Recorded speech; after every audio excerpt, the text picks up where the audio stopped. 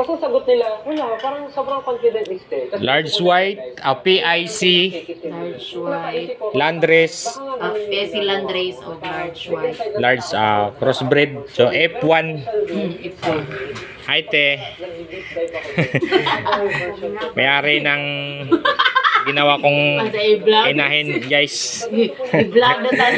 Nagtanong na ako. Darate. Ano to? Nang Bayad. 5 kakilo. 5 kilong bimig, 5 hag pre-bimig. ultra pack, 5 po dya. Ultra. Napuka premium Ultra nga hag pre. bimig. O premium bimig na po. Ito sa biik. Kabayad sa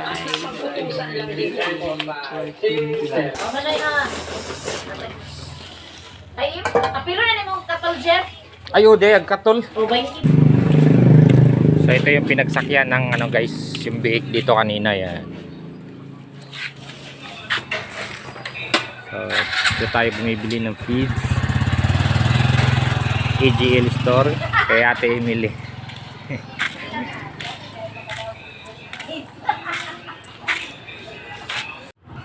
So yun guys, kagagaling lang natin. So tinanong natin talaga yung may-ari.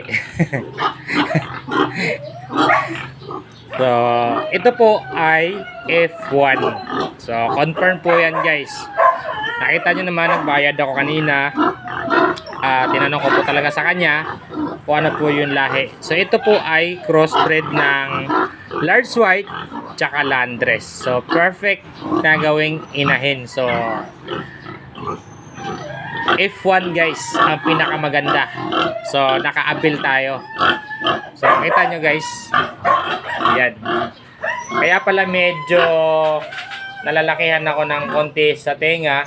So may lahi rin pala siyang Landrace. So, ang Landrace kasi ano yan guys, malaki tenga, pilay. Tapos ang large white, maliit lang yung tenga nun. Tapos patayo. So ito kasi parang may crossbreed talaga siya eh. So confirm guys, ang crossbreed nito is large white plus Landrace is F1. So pure yun guys, mga pure. So kaya F1 yung labas yan kapag crossbreed na yun dalawa. So magandang lahi ito guys. Abangan nyo kung paano tayo mag-alaga. So yun lang guys, nasagot ko na po yung mga katanungan ninyo kung ano yung lahi nito na binili kong biik.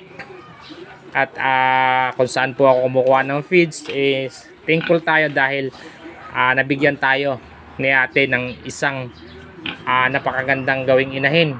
At pinakamaganda talaga na lahi, large white.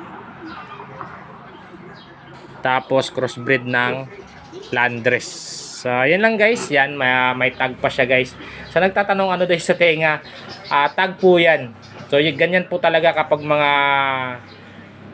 nagpo-produce ng mga mga ganito. So nilalagyan po talaga nila ng tag.